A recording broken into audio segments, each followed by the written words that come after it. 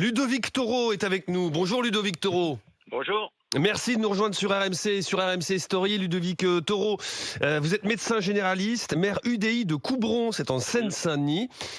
Ludovic Toro, est-ce que vous comprenez cette recommandation faite hier par le ministère de la Santé, adaptez votre planning de vos vacances pour la deuxième dose? Bon, déjà plusieurs choses.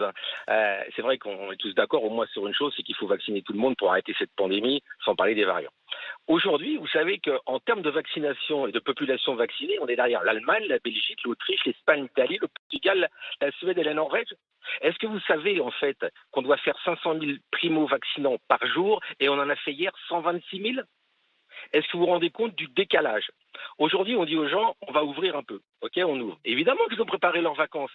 Hier, moi, je vaccinais dans mon cabinet médical et j'ai fait des primo-vaccinations. Sauf que le rappel est en 12 semaines. Eh ben, je suis désolé. Je vais vous dire une chose. Dans toutes les vacances, en France, il y a des lieux, il y a des hôpitaux. Et ben, dans ces endroits-là, les gens, ils feront 50 ou 60 kilomètres, mais ils iront se faire vacciner. 6e puissance mondiale, on dit qu'on ouvre, mais en fait, on dit, non, vous partirez pas en juillet, vous partirez pas en août, vous partirez pas en septembre, vous partez peut-être en octobre. Septembre-octobre, c'est la relance économique. Attendez, qu'on vous comprenne bien, Ludovic Toro, ce que vous nous dites là, c'est que c'est une faillite de la part du gouvernement. Il aurait fallu permettre aux Français de se faire vacciner là où ils sont, au moment où ils le sont. C'est-à-dire en juillet, si je suis sur la Côte d'Azur, je dois pouvoir recevoir ma deuxième dose sur la Côte d'Azur. C'est ça, nous ne sommes pas dans n'importe quel pays. Nous sommes dans un pays où il y a un réseau hospitalier, d'accord, où on peut à la fois mettre Pfizer et évidemment dans les cabinets médicaux de l'AstraZeneca. On est en France, d'accord. Donc excusez-moi, mais moi je l'ai dit hier quand j'ai vu mon patient, je lui ai dit vous irez dans un hôpital où vous renseignerez, où on pourrait vous faire un rappel d'Astra, et idem pour Pfizer. Vous ne pouvez pas bloquer les gens. Et je vous rappelle quand même que Jean Castex, il y a 2 jours, avait dit le contraire. Jean Castex nous avait dit vous pouvez aller sur les vacances, on vous vaccinera. 2 jours après, on dit le contraire. Excusez-moi, c'est comme on disait tout à l'heure au niveau communication, c'est une catastrophe. Au niveau humain, alors, moi j'étais le premier à dire confiné et vacciné. C'est un échec.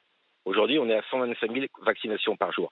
Lisez le rapport de Delfrécy qui est sorti il y a 2 jours de la Haute Autorité de Santé. Lisez-le, il est parfait.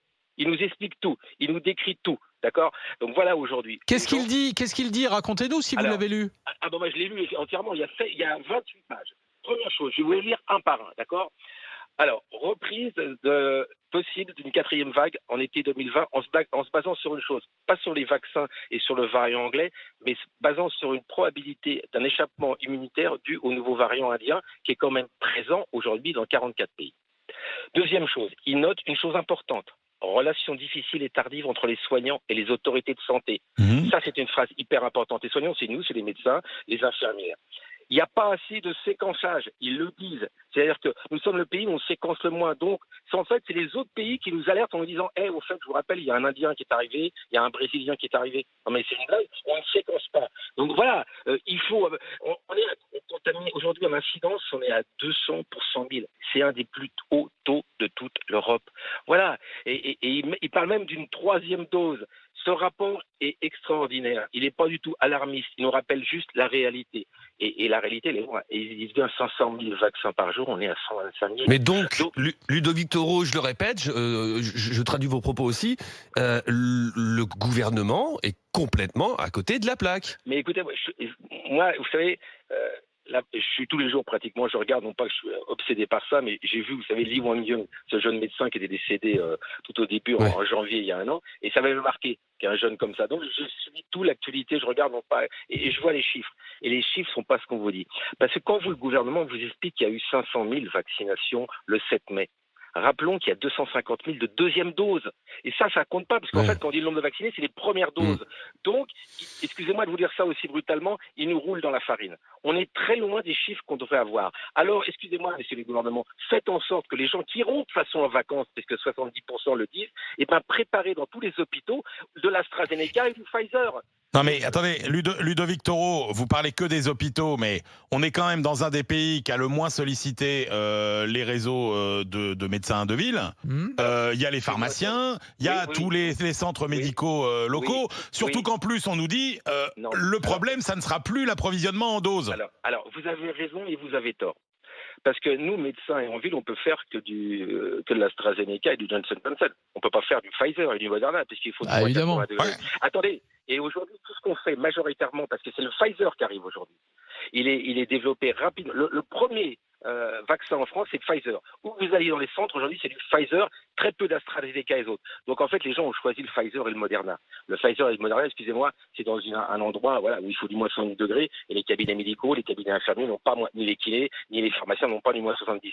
Donc il faut bien cibler les endroits en France où il y aura ces Pfizer, d'accord, et faire son sens. Et la personne qui prépare ça, excusez-moi, vous préparez vos vacances. Souvent, vous allez partir en Bretagne, et ben vous envoyez un SMS à l'ARS de Bretagne ou l'ARS, vous dites vous viendrez vous faire vacciner. Sinon, on va échapper à la deuxième dose. On va échapper. Ludovic Toro, juste une question quand même.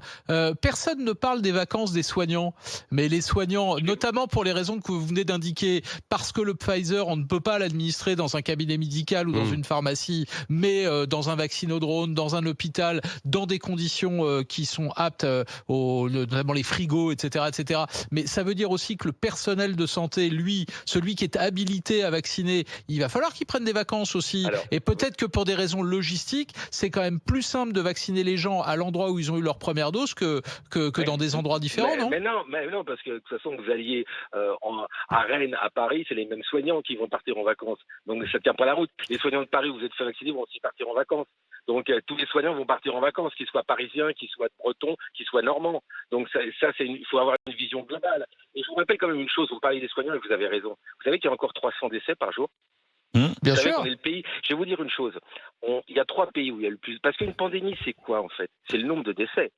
C'est pas le nombre de contaminés. Oui, mais pardon, attendez, je vous interromps. Vous n'avez pas compris le sens de ma question, ou c'est moi qui n'étais pas clair. Ce que je veux dire, c'est que si on dit vous irez vous faire vacciner dans les zones touristiques, dans les zones où vous êtes en vacances, les personnels soignants de PACA ou de la Bretagne vont être beaucoup plus sollicités ça veut donc dire que les personnels soignants des hôpitaux de Bretagne, de la Côte d'Azur ou de la région Aquitaine, eux, on leur dit partez pas en vacances, qu'il y a un afflux de touristes qui arrivent pour se faire vacciner. C'est pas jouable. Alors, je vais vous dire quelque chose. Donc, ça veut dire aujourd'hui qu'en fait, les soignants de l'Île-de-France travaillent beaucoup plus que les autres. Ça voudrait dire.